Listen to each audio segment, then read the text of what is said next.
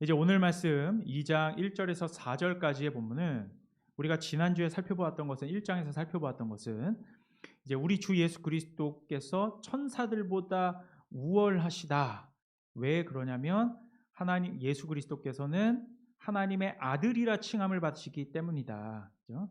심지어 창조주시다. 그렇게 예수 그리스도의 우월하심을 진술했던 그 말씀 다음으로 이어지는 말씀으로써 수신자들, 그러니까 히브리서 수신자들의 그 당시의 영적인 상황이 지금 폭로되고 있는 이제 그러한 본문이에요.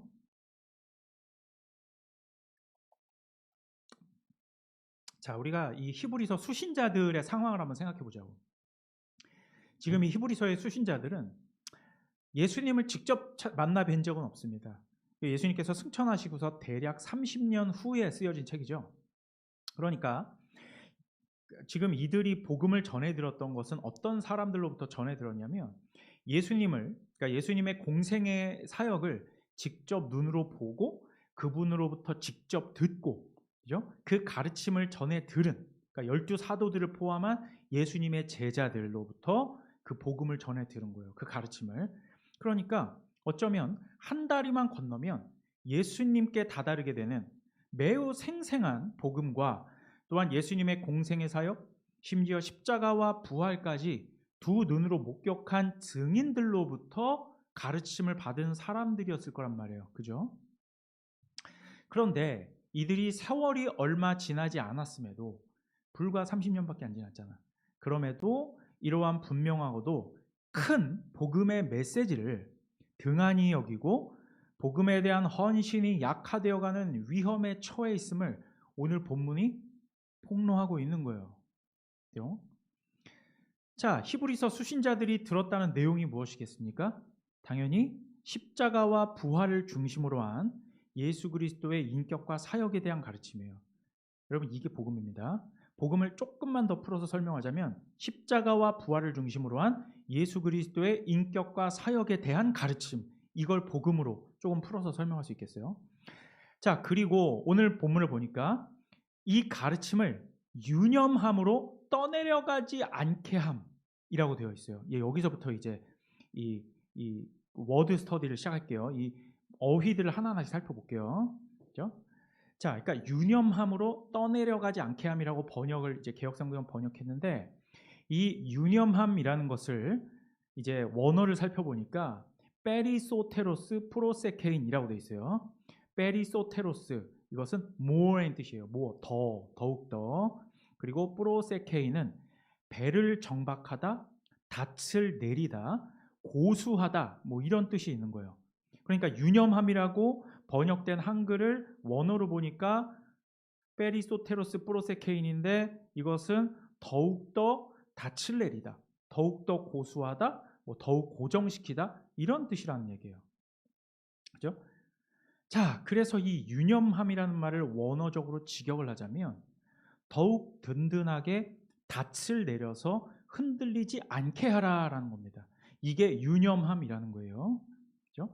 그러면 이들이 지금 유념해야 될 것, 든든히 닻을 내려서 흔들리지 않게 해야 될 것이 무엇이냐? 이들이 지금 들은 내용이겠지. 그죠? 십자가와 부활을 중심으로 한 예수 그리스도의 인격과 사역에 대한 가르침에 닻을 내리고 흔들리지 말라라는 겁니다. 그런데 이들이 이 가르침을 듣고 자기들이 그냥 가만히 있기만 했겠어? 자, 이 가르침을 처음 들었어요. 처음 들었어. 예수님의 제자들로부터든 뭐 12 사도들로부터든 이 가르침을 듣고 이들은 그냥 가만히 있었겠냐고. 그렇지 않겠지. 그러한 가르침을 듣고 복음의 내용을 듣고 이들이 이것을 믿습니다라고 얘기를 했겠죠. 그러니까 본인들이 그 들었던 어떤 진리의 내용들에 대해서 반응을 했을 거 아니에요? 거기에 대해서 나는 이러한 내용을 믿습니다. 예수님 믿습니다. 라는 고백을 했겠죠. 그렇죠? 이것을 우리는 뭐라고 합니까? 신앙 고백이라고 하는 거예요. 예수님이 십자가에서 죽으시고 부활하신 분께서 구약 성경에 예표되었던 왕이시며 선지자이시며 제사장인 그리스도, 즉 메시아이십니다. 그리고 그분은 하늘로 올리셨고 다시 오실 것입니다. 라고 하는 이 복음의 내용 자체, 이것을 내가 받아들이고 그리고 이것이 내 신앙입니다라고 고백하는 게 그게 신앙 고백이에요. 그것을 우리는 사도들의 신경으로 방금 전에도 우린 고백을 했죠. 그런데 이들이 유념하지 않고 이들이 이것으로부터 떠내려갔던 것이 무엇으로부터 떠내려갔다는 거예요? 자신들의 신앙 고백으로부터 떠내려갔다는 거예요. 교리를 등한히 했다는 겁니다. 신앙 고백을 등한히 했다는 거예요. 지금 히브리서 이 수신자들이. 자, 그런데 이들이 들었던 것이 왜 그러면 신앙 고백과 교리라고 설명되어 있는지는 우리가 이제 다다음 주에 살펴볼래. 3장을 이제 다다음 주쯤 살펴볼 건데 이 3장에 보면 이것이 교리가 맞다. 그리고 신앙 고백이다라는 것이 금방 드러납니다. 3장 1절을 제가 미리 한번 보면 이렇게 돼 있어요. 예수님을 어떻게 설명하냐면 우리가 믿는 도리의 사도 이렇게 돼 있습니다. 3장 1절 보시면 그죠? 자, 이렇게 표현하고 있는데 여기서 우리가 믿는 도리, 여기서 이 도리라고 번역된 것이 호모로기아스라는 원어야.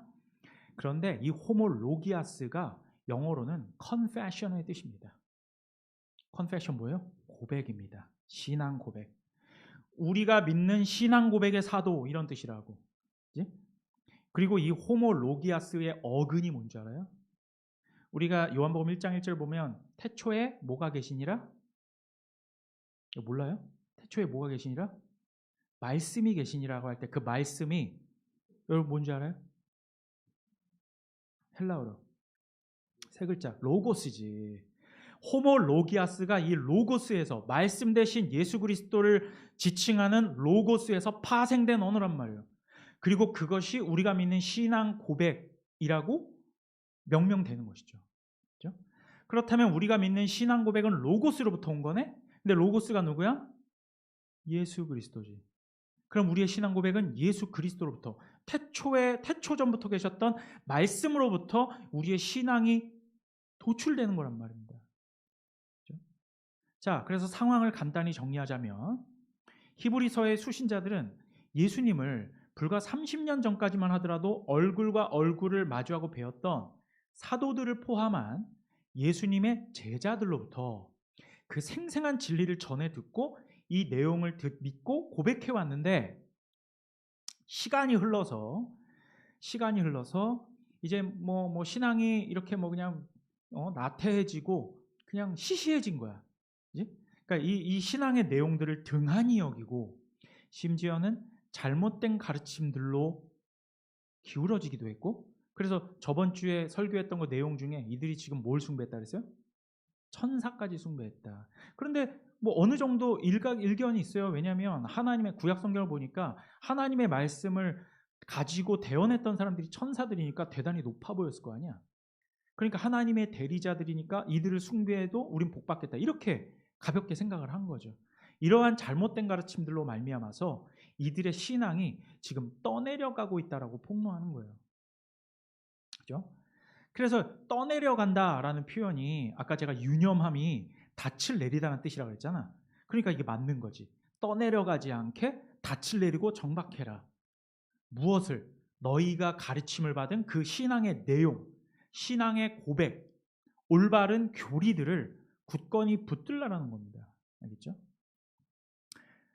자, 그러면 만약에 떠내려가지 않게 하라라고 했는데 그럼 만약에 떠내려가면 어떻게 되는 거야?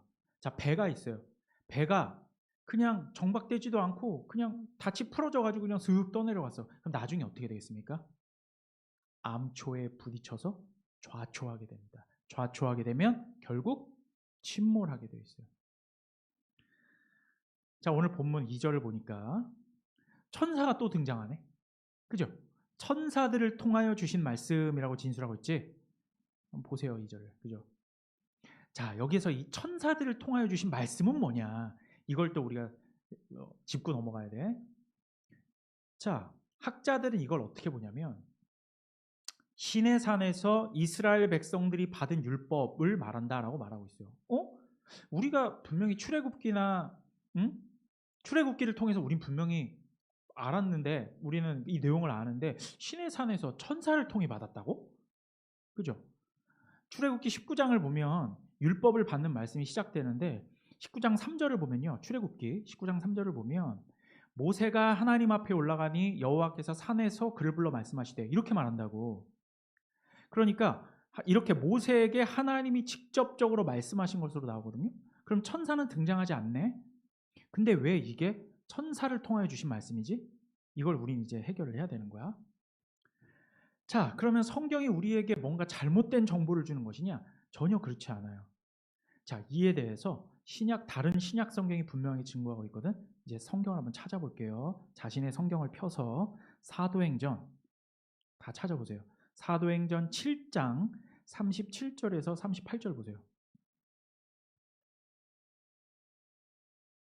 사도행전 7장 37절에서 38절. 지금 스데반의 설교인데 이 스데반이 뭐라고 말하는지 한번 읽어봅시다. 사도행전 7장 37절에서 38절. 함께 읽습니다. 37절 38절 시작. 이스라엘 자손에 대하여 나와 같은 선지자를 세우리라 하던 자가 곧 이 모세라. 시내 산에서 말하던 그 천사와 우리 조상들과 함께 광야 교회에 있었고 또 살아있는 말씀을 받아 우리에게 주던 자가 이 사람이라. 오? 시내 산에서 말하던 그 천사? 이상하죠.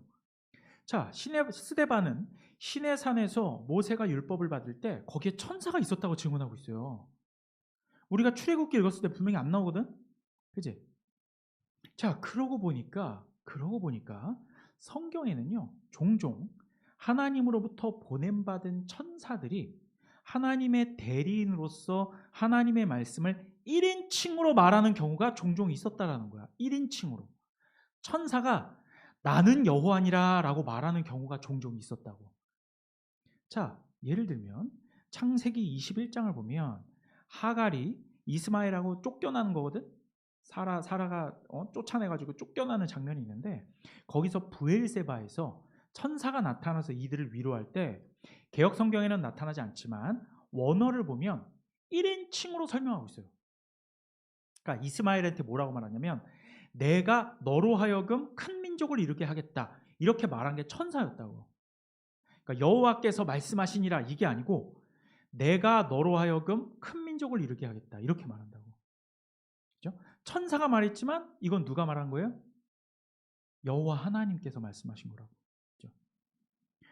자, 그래서 스데반은 또한 모세가 떨기나무 불꽃 가운데서 보았던 것은 진짜 영이신 하나님을 본 것이 아니라 하나님께서 보내신 천사를 보았다라고 증언하고 있거든요. 그런데 물론 출애굽기에서는 천사가 또한 등장하지 않습니다. 사도행전 7장 30절 볼게요. 아까 찾았던 성경 다시 한번 보세요. 사도행전 7장 30절. 그렇죠? 여기에서도 이렇게 나와 있습니다. 이것도 함께 읽을게요. 사도행전 7장 30절. 시작. 광야 가시나무 떨기 불꽃 가운데에서 그에게 보이거늘 어잉? 천사가 나오네? 우리는 분명히 떨기나무 불꽃 가운데에서 여호와께서 나타나신 걸로 말하는데 지금 스데반은 설교하면서 이거 신약 성경이잖아요. 신약 성경이 맞겠지 당연히. 그죠? 신약 성경이 구약을 해석한 거니까 지금 천사가 시내산 광야 가시나무 떨기 불꽃 가운데서 그에게 보였다라고 말하는 거예요. 신약 성경은 이렇게 구약 성경에서 차마 우리가 보지 못했던 것들을 설명해주고 있다는 것을 반드시 기억하셔야 돼요. 그래서 구약은 신약으로 해석해야 된다.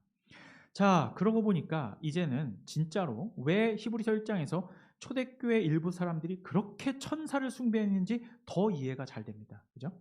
구약 성경에 수도 없이 등장하는 하나님 말씀을 전달하는 천사가 그러니까 얼마나 대단해 보였겠어요. 그죠?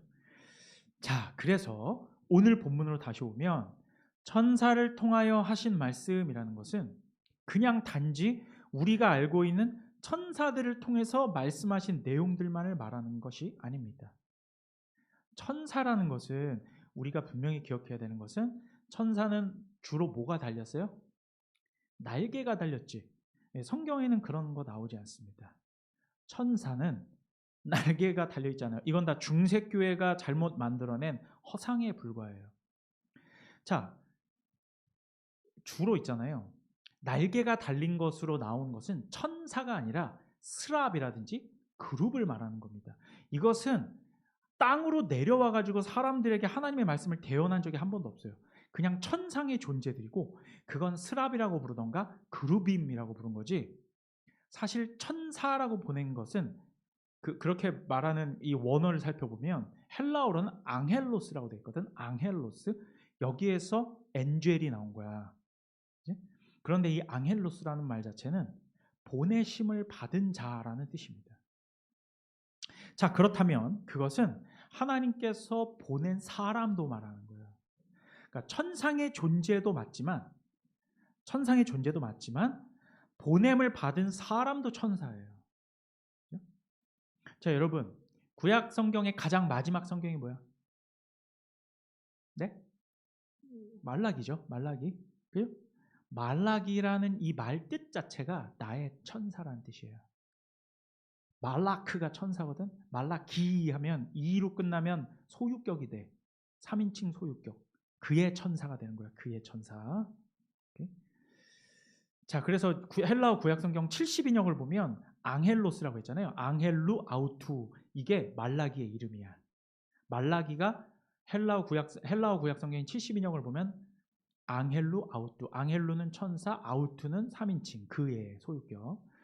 자, 그래서 천사를 통하여 하신 말씀이란 것은 좁게 보면 신의 산에서 천사로부터 받은 율법의 말씀이라고도 볼 수 있고, 더욱 확장해서 보면 천사들을 통해 하신 말씀이랬으니까 하나님으로부터 보냄받은 사람들은 다 뭐라 그랬어요? 천사라 그랬지. 그러면 구약의 메신저들은 다 뭐야? 천사예요. 말라기도 천사였고 사람 이름이었지만 모세도 어떻게 보면 천사죠. 왜? 하나님으로부터 보냄을 받은 거니까요. 메신저니까. 그죠? 그러면 천사를 통하여 하신 말씀이라는 언급은 결국 뭘 설명하는 거예요? 구약 성경을 말하는 거예요. 구약 성경이 천사를 통해 하신 말씀이다라는 것이 어떻게 해석되는지 알겠죠? 자, 그 다음으로 2절에 이 구약의 말씀, 즉 더 협소하게 말하면 구약의 율법이 천사로부터 받은 말씀을 견고하게 되어 이렇게 돼 있지. 읽어보세요. 견고하게 되어. 이게 되게 해석하기 어려운 건데 우리가 견고하게 되어라고 하면 뭔가 견고는 딱딱하거나 뭔가 굳건히 이렇게 붙여져 있거나 굳어 있거나 좀 이런 걸 의미하는 거잖아요. 그런데 그런 뜻이 아니에요. 이게 해석이 잘못된 건데 오해하게끔 돼 있는 거야. 이게 뭐냐면 bound, 즉 묶여 있는이란 뜻이에요. 견고하게 되어는 천사를 통하여 받은 말씀에 묶여서 이렇게 된 거예요. 견고하게 되어는 이 말씀에 묶여서 매여서 이런 뜻이라는 겁니다. 오케이? 그러니까 무언가에 구속되어 있다는 거예요. 이 구약의 율법이 그 율법 아래 있는 자들을 전부 다 바운드 시킨다라는 거야. 구약의 말씀이 사람들을 이 율법이 꽁꽁 묶어버린다. 그래서 이 율법의 말씀에 순종하지 아니한 자들은 전부 사망이라는 보응을 받게 했다라는 겁니다. 그러니까 견고하게 되어는 이거는 좀 긍정적인 의미가 아니라 구약 성경이 모든 사람을 율법 아래 그러니까 묶어버렸다 이걸 뜻하는 겁니다. 그렇기 때문에 말씀에 순종하지 아니한 자들은 전부 사망이라는 보응을 받았다. 왜? 율법은 내가 율법 지켜서 한번 의를 세워보겠어요 하고 달려든 사람들을 모조리 다 죄인으로 통칭하여 그죠? 사망을 선고한 게 율법이라는 거거든. 그러니까 율법에 묶여 있는 겁니다. 그걸 의미하는 게 견고하게 되어. 자, 그래서 2절 말씀을 간단히 말하면 구약의 율법이 모든 사람을 그들의 죄로 말미암아 사망으로 끌어내렸으므로 그것은 당연한 결과이다. 이런 뜻이에요. 다시 한번 2절 말씀. 구약의 율법이 천사들로 받은 말씀이 그들의 죄로 말미암아 사망으로 끌어내렸으므로 그것은 당연한 결과이다. 이걸 바울 서신에서 더 쉽게 풀어쓴 부분이 있어요. 갈라디아서 한번 찾아봅시다. 찾아보세요. 지금 히브리서 말씀 쉽지가 않습니다, 여러분. 정말 집중해서 잘 생각하셔야 돼요. 잘 들으시고. 갈라디아서 3장 22절에서 23절 봅시다. 갈라디아서 3장 22절에서 23절. 우리가 한 목소리로 함께 읽습니다. 22절부터 읽습니다. 시작. 그러나 성경이 모든 것을 죄 아래에 가두었으니 이는 예수 그리스도를 믿음으로 말미암는 약속을 믿는 자들에게 주려 함이라. 23절 믿음이 오기 전에 우리는 율법 아래에 매인바 되고, 여기에서 이제 바운드가 된 거야. 율법 아래 매인바 되고 계시될 믿음의 때까지 갇혔느니라. 율법이 우리를 죄 아래 꽁꽁 가둬놓은 거야. 언제까지? 믿음의 때까지. 더 이상 말이 필요 없죠. 이해가 되시죠? 2절 말씀이. 자, 이제 3절을 봅시다. 3절 이렇게 되어 있어요. 우리가 이같이 큰 구원을 등한히 여기면 어찌 그 보응을 피하겠느냐. 그러니까 그 보응이라는 것은 율법이 선언하는 사망의 선고를 우리가 어찌 피하겠느냐. 뭘 등한히 여기면? 뭘 등한히 여기면? 이렇게 큰 구원을 등한히 여기면. 그죠? 자, 그런데 큰 구원이라고 되어 있어. 그러면 우린 여기서 한 가지 의문을 품어야 됩니다. 뭘까요, 그게? 큰 구원이래. 아니, 구원에, 그렇지, 작은 구원, 큰 구원이 있어? 그지?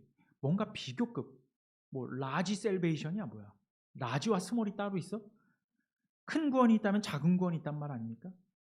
자, 여기서도 번역상의 어려움이 있는데 여기서 큰이라고 번역된 것은 사실은 great예요. great.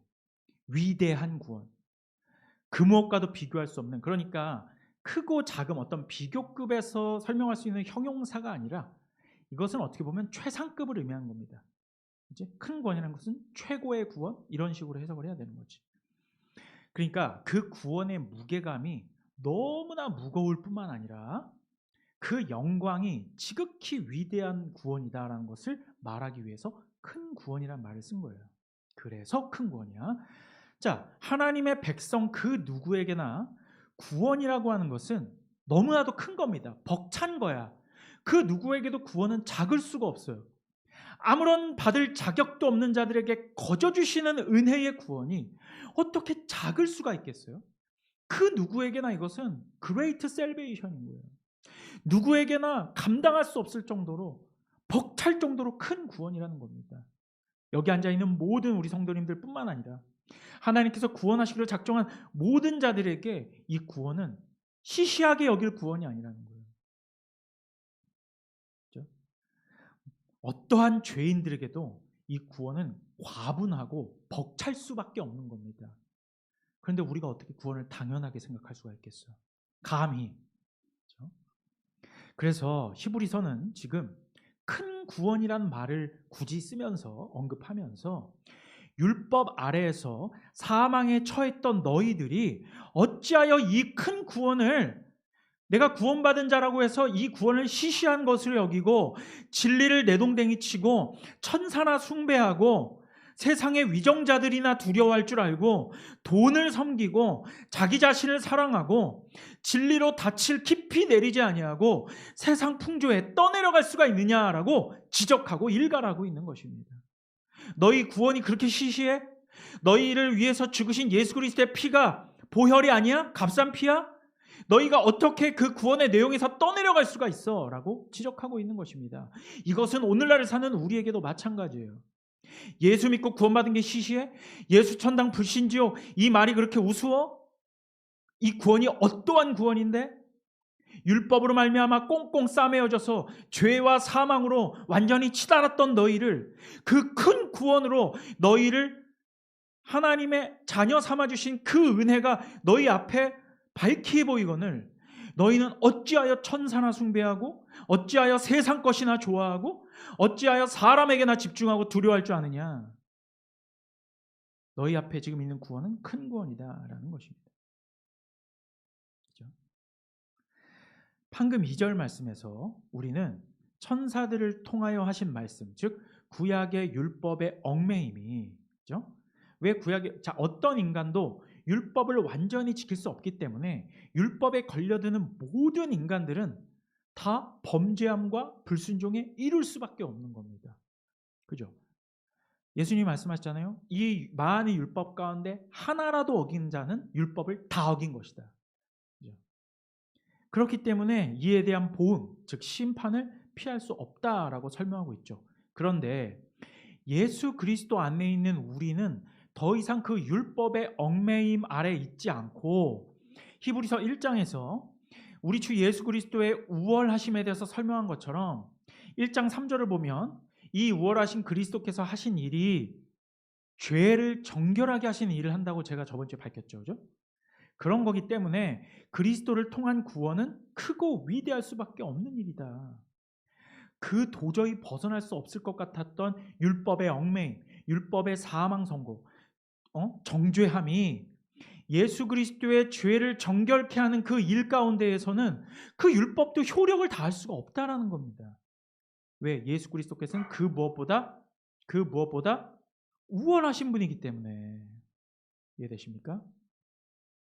자, 그럼에도 불구하고 이러한 복음으로 말미암는 큰 구원을 등한히 여긴다면 우리는 다시금 저 율법의 얽매임으로 끌려가는 것이고 그 심판을 피할 수 없다라는 것입니다. 여러분, 이 말씀 정말 잘 기억하셔야 돼요. 우리에게 있는 이 구원받음이라는 것은 우리가 도저히 형언할 수 없을 정도로 벅차고 위대한 것입니다. 그렇죠? 오늘날도 마찬가지란 말이에요. 제가 목사님이 이제 개혁신학을 공부했다라고 하면서 주변에 많은 목사님들과 신학자들 보아왔고 또한 많은 젊은이들을 보아왔는데 개혁신학 공부했다는 기독교인들이 이 큰 구원을 보잘것없는 것으로 심지어 예정론을 믿지만 그죠? 이를 오해해서 마치 믿음으로 말미암는 구원 서정의 시작 단계, 뭐 1단계 정도 통과한 것 정도로 생각을 해서 그냥 누구나 통과할 수 있는 떼어놓은 당상처럼 생각을 한단 말이지.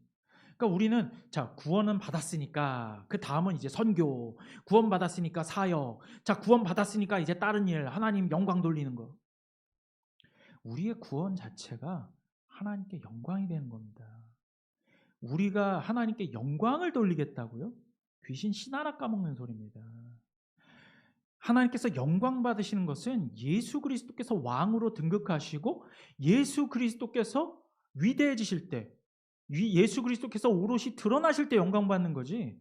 내가 뭐 하나님께 영광 한번 돌려보겠다고, 내가 뭔가를 하겠다고 나대는 순간 예수 그리스도께서는 나의 마음 왕자 가운데에서 내려오실 수밖에 없는 거예요. 우리가 착각하고 있는 겁니다.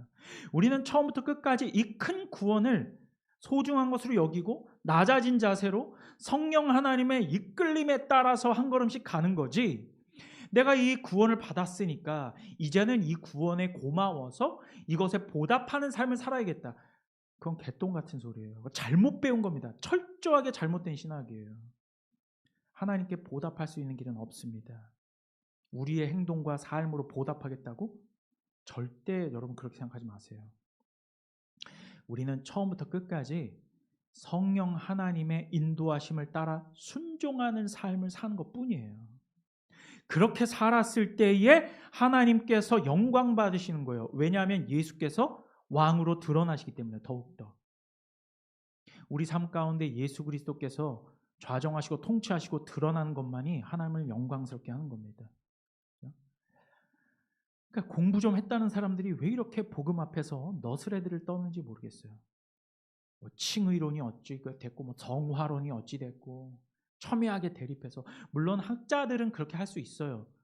그런데 그것이 너무 지나치단 말입니다. 여러분, 누구에게라도 이 영화로운 복음은 큰 구원이며 우리에게 과분하고 버거운 선물이며 은혜라는 것을 우리는 반드시 기억해야 할 것입니다. 여러분, 우리가 잘 알다시피 우리 구원의 완성은 성화의 여정 끝에 얻어지는 주님 품 안에서의 안식이에요. 그러니까 예수님께서 재림하시고 모든 심판의 과정과 천년왕국이 끝나고 나서, 그렇죠? 예수 그리스도의 품 안에 안기는 것. 여러분, 존 버년의 철로 역정을 보면 우리가 구원의 서정 가운데에서 천국문에 들어가는 그 마지막 관문까지 함께했던 친구가 있어요. 그 친구 이름이 뭔지 아는 사람?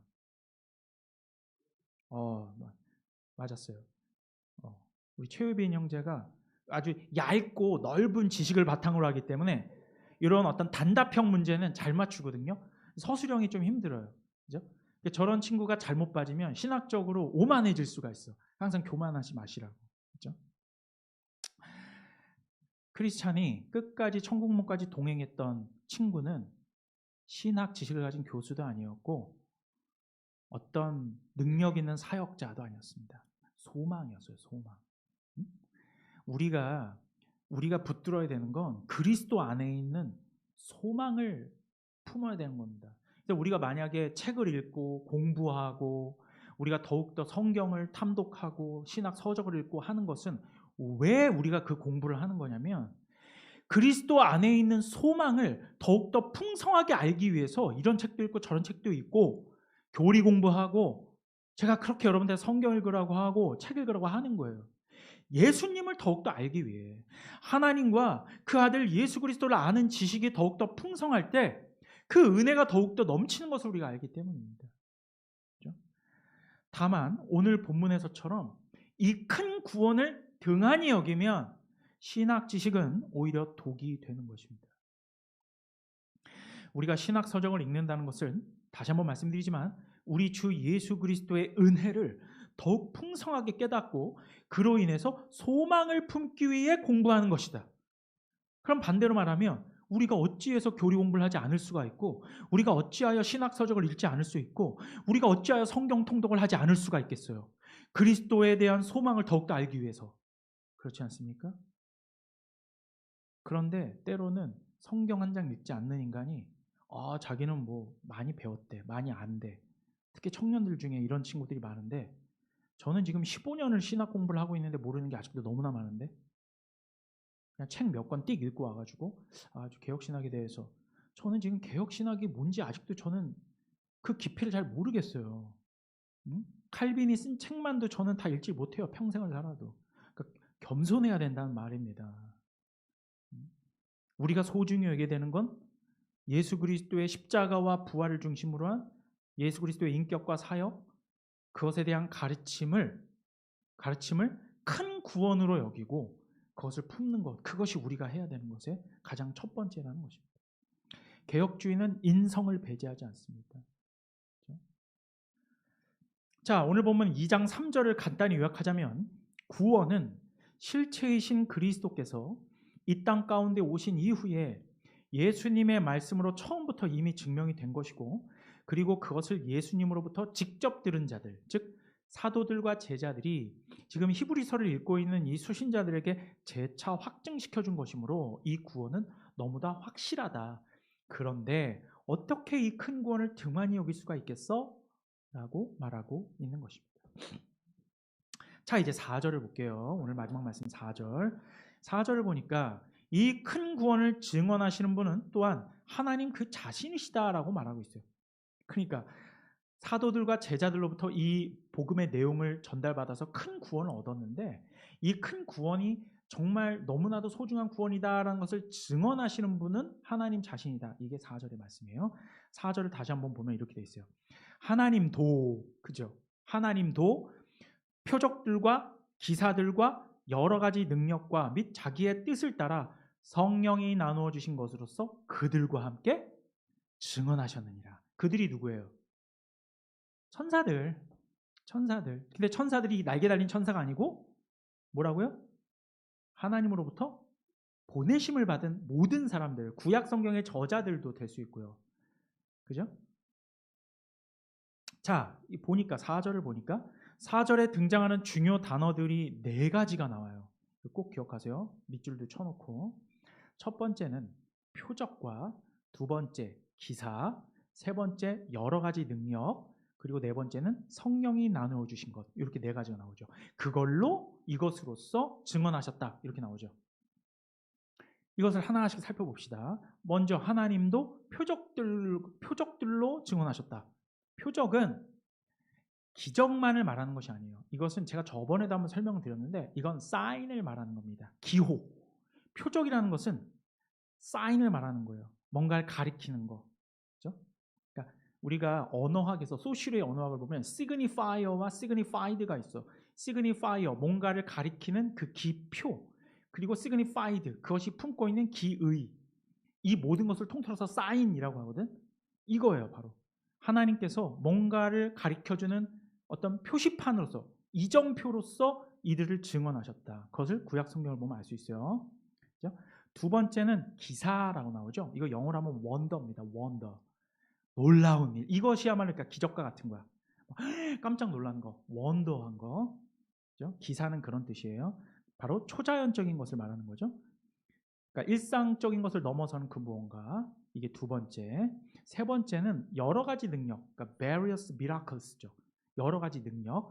이것은 말 그대로 하나님의 능력이 나타난 모든 사건들을 말하는 겁니다. 하나님의 능력이 나타난 모든 사건들. 그죠?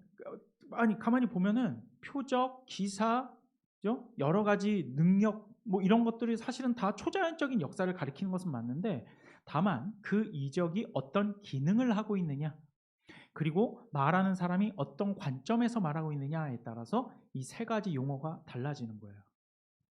그리고 마지막 네 번째입니다. 네 번째, 성령이 나누어 주신 것. 자, 이것은 성령의 선물을 말하는 거예요. 성령이 나누어 주신 것은. 그럼 우리가 알다시피 고린도전서 12장부터 14장을 보면 뭐가 나와요? 은사가 나오지. 성령의 은사를 말하는 겁니다. 그죠? 그러니까 이러한 것들로 하나님께서 너희의 큰 구원을 증언하셨다. 이렇게 말하는 겁니다. 자, 이러한 큰 구원은 오직 하나님의 영광스러운 독생자께서 이 땅 가운데 오셨기 때문에 가능한 것입니다. 방금 설명했던 표적, 기사, 여러 가지 능력, 그리고 성령이 나누어 주신 것, 이러한 것들은 또한 육신으로 오셔서 직접 말씀하시고 또 이것을 들은 사도들과 제자들이 초대교회의 다른 성도들에게 전해준 그 복음의 확실성과 영광스러움을 증거하기 위해 하늘로부터 주어진 현상들이라는 것이에요. 이해되시죠? 자, 지금까지를 정리해보고 마칠게요. 지금까지를 정리해보면 천사보다 우월하신 독생자 예수께서 보혈을 흘리시고 부활하셔서 완성하신 이 큰 구원을 등한히 여긴다라는 것은 율법의 얽매임으로 다시 돌아가서 사망에 이르자라는 것이므로, 그러니까 죽고 싶냐? 이 말이야. 너 다시 율법 밑으로 들어가서 그 율법 아래에서 얽매여 죽고 싶어? 이 말을 하는 겁니다. 그러므로 우리는 복음의 가르침에 닻을 내리고 유념함으로 흔들리지 말아야 한다. 즉 떠내려가지 말아야 된다라는 것이고, 그리고 이 구원은 사도들과 제자들뿐만 아니라 하나님께서 직접 표적들과 기사들과 이적들과 여러 가지 능력, 초자연적인 것들로 증거하신 것이며, 특별히 초대교회에는 성령의 은사들을 통해서도 증언이 된 것이다. 그러므로 이 복음으로 말미암는 큰 구원을 등한히 여기고 세상 풍조나 따라다니고 공중권세 잡은 자에게 떠내려가지 않기 위해서 우리가 고백한 이 신앙 고백과 교리들을 그리스도 안에 있는 풍성한 소망을 얻도록 겸손하게 되새기고 잃어버리지 않도록 끝없이 공부하자. 이것이 오늘 말씀 1절부터 4절까지의 핵심 내용이에요. 말씀을 마치겠습니다. 사랑하는 필라델피아 우리 교회 여러분들, 지금 혹시 우리는 이 은혜로 거저받은 이 구원을 값싼 것으로 여기거나, 그러니까 값싼 것으로 여긴다는 것은 내 삶 속에서 크게 염두에 두지 않는 거야. 늘 까먹는 거야. 내가 어떠한 죄악에서 거저 구원을 받아. 내가 잘한 게 없는데, 내가 뭔가 이 구원에 숟가락을 얹은 게 없는데 거저 은혜로 받은 구원을 값싼 것으로 여기고, 즉 염두에 두지 않고 고려하지 않고 우리 삶의 중심으로부터 이 복음을 점점 변두리로 밀어버리고 있는 것은 아닌지 우리는 살피고 돌아봐야 할 것이에요. 기독교인들은 누구나 예수 믿어요? 믿습니다. 그걸로 땡칠라 그래. 거기에서 끝나는 것이 아닙니다. 예수 믿고 구원받았다, 이것을 기독교의 핵심이 맞지만 우리 기독교는 그 내용 자체를 깊이 있게 살폈다고. 내가 어떻게 구원받았으며, 날 구원받게 하신 예수는 누구시며, 예수 그리스도를 보내신 하나님 아버지는 누구시며, 그러면 그렇게 구원받기 전에 내 상태는 어떠한 상태였으며, 그러면 구원받은 자들을 이렇게 모아놓은 교회란 무엇이며, 이 교회를 이룬 자들의 각자의 삶은 어떠해야 되며, 이 모든 것을 살피는 것이 다 복음이라고. 그런데 그 복음을 살피지 않고 기독교 냄새만 나는 것들로 교회를 계속 채워나가고 있더라는 겁니다. 그렇게 되면 우리는 세상 풍조에 점점 떠내려가는 거예요. 이 시대에 많은 교회들이 복음을 중심으로 하고 있다고 하지만 복음이라고 하는 타이틀만 걸어놓을 뿐 그 안에 깊이 있는 내용은 쏙 빼놓고 그 안엔 기독교 냄새만 나는 세상 것들로 가득 채워놓은 거예요. 선교라는 미명하에, 예배라는 미명하에, 교제라는 미명하에, 봉사라는 미명하에, 구제라는 미명하에 복음의 핵심 내용과 이 깊이 있는 진리들을 계속 살피지 않고 그 안에 계속 곁다리들만 꾸역꾸역 채워 넣고 있단 말입니다.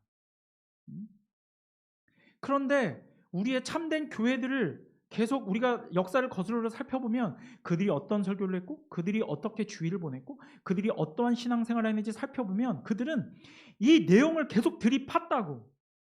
예수 그리스도의 이름의 능력, 여호와의 이름의 계시의 그 방향성, 구약 성경이 어떻게 되어 있고 계시가 어떻게 진전되어 왔으며 성경을 이리 봤다 저리 봤다, 신론부터 종말론까지, 때로는 어떤 칭의론이 무엇이며 이러한 신학적 이슈들에 대해서 계속 생각하고 나누고 묵상하고 그것으로 자신들의 시간들을 채워갔다고.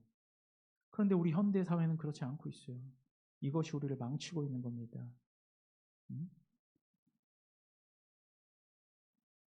우리는 조금 신앙생활 오래 하고 좀 사역에 뛰어들었다 하면 이 복음은 당연한 거니까 더 이상 우리 중심에 두지 않으려는 습관과 버릇이 있어요. 그것이 사탄의 아주 미묘한 그 얘기예요. 복음을 밀어버리는 것. 여러분, 기독교는 우리 왜 순전한 기독교라는 C.S. 루이스의 책 있잖아요. 기독교는 순전하고 단순한 겁니다. 기독교는 복음을 핵심으로 해서 그 복음을 중심으로 해서 곁가지들이 붙는 거지 복음이 곁가지에 있고 그 외의 것들이 중심이 될 수 없는 거예요. 복음은 순수한 겁니다. 변하지도 않아요. 2000년 전의 복음이 2000년 후에 변할 수가 없어요. 이 순수하고 완전하다라는 것이 뭔 말이냐면 시쳇말로 하면 뭐 아니면 도입니다. 적당이라는 건 있을 수 없다라는 겁니다. 그러니까 복음에 미치든지 복음을 버리든지 둘 중에 하나예요. 적당이라는 건 있을 수 없어요. 우리는 특별히 복음에 미쳐 있는 자가 더 있고 조금 그로부터 좀 덜, 그러니까 김용희 선교사님 같은 복음에 미치신 분들은 따로 있고 우리 같은 사람들은 그나마 그냥 복음만 받아들인 사람, 이렇게 단계별로 자꾸 생각하려고 하는데 그런 신앙은 없다라는 겁니다, 여러분. 기독교인들은 다 복음에 미쳐 있는 사람들이에요. 복음에 미치든지 복음을 버리든지 둘 중 하나입니다. 반드시 기억하세요. 지금 복음이 예수 그리스도의 십자가와 부활이 내 삶의 중심이 아니라고 한다면 그건 내가 지금 복음을 버린 겁니다, 여러분. 복음을 버린 거라고. 복음에 미쳐야 돼요. 그게 성도니까요. 히브리서는 오늘 큰 구원을 베푸신 주님을 우리 앞에 소개하고 있어요. 큰 구원을 등한히 여기지 말라고. 여러분, 우리에게 아무런 자격도 없고 감당도 하지 못할 은혜와 이 구원을 거저 얻은 우리에게 이 큰 구원을 베푸신 주님 앞에 저와 여러분의 전 인격, 삶 전체를 드리시든지 아예 드리지 말든지, 적당히 조금 드리고 부끄러운 구원이라도 얻고 싶다? 여러분, 그 부끄러운 구원이란 말을 잘못 해석한 거예요. 부끄러운 구원이란 건 있을 수가 없습니다. 그것은 그 문맥 속에서 해석해야 돼요. 부끄러운 구원이라는 것은. 여러분, 구원이 어떻게 부끄러울 수가 있어요? 구원은 누구에게나 위대한 것이고 큰 것입니다. 기독교에 여러분 적당히 조금, 그러니까 좀 선교사님들이나 목사들처럼 조금 덜 헌신하고 살아서 부끄러운 구원 얻는 것을 목표로 한다? 그놈이 지옥 가는 겁니다. 기독교를 완전히 오해하고 있는 거예요. 은혜는 온전한 겁니다. 우리를 충분히 구원시키기도 남는 거예요. 그런데 부끄러운 구원이 어디 있고 작은 구원이 어디 있습니까? 다만 그런 은혜가 주어진 자들은 자신의 삶을 온전히 주님께 올인한 자들이에요. 목사만 그런 것이 아닙니다. 기독교인은, 그리스도인은, 성도는 다 자신의 삶을 주님께 올인한 자입니다. 꼭 기억하시기 바랍니다. 온전한 큰 은혜를 받아 이 큰 구원을 얻고 말씀 따라 살던지 세상 풍조에 떠내려 가던지 둘 중 하나입니다. 지금 내가 하나님 말씀 따라 살다가 세상 풍조에 잠시 발언고 양쪽에 발언고 있다. 그런 거 없어요. 지금 이미 나는 세상 풍조에 떠내려 가고 있는 중입니다. 그걸 내가 인정하고 싶지 않은 거예요. 지금 우리가 품고 있는 이 구원의 은혜는 내적 외적 모든 것을 통틀어 그 어떠한 것과도 비교할 수 없는 어마어마하게 귀한 것임을 깨달으시기 바라요. 그리고 그 구원만 붙잡고 예수 그리스도의 십자가 붙들고 이 교리의 말씀, 이 신앙의 내용들을 계속해서 공부하고 탐독하는, 그리고 그것을 감사함으로 오늘 살아가는 저와 여러분 되시기를 우리 주님의 이름으로 간절히 축원합니다.